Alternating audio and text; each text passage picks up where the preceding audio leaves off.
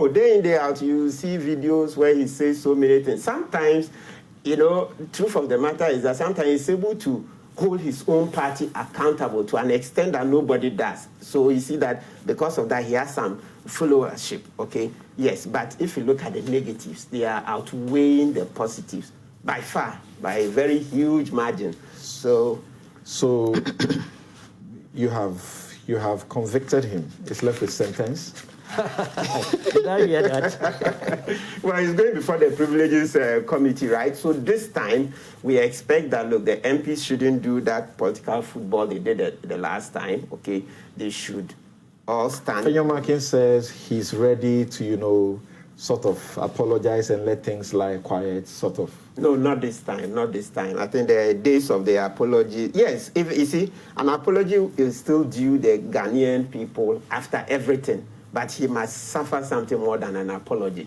Really? Yes. Okay. Without doubt. But what do you say about the duty bearers too? I think, is it Bento who referred to that NMC, NCA? Yes.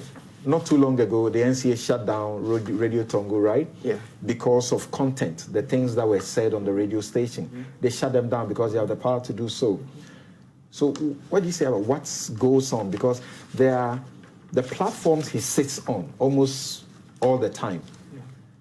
You can be guaranteed that the language is not permissible language, and the conduct is insightful. There's everything wrong with it. And yet, nothing.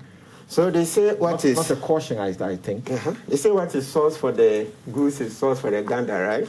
I think that this time we should apply the same because, it's just been one too many. And also, this brings to light, it appears we have to do something about our law.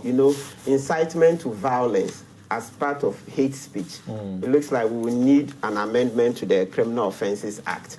Because you see that every time these things come up, when he incites people to violence, you're not able to hold him because he hasn't threatened the person directly.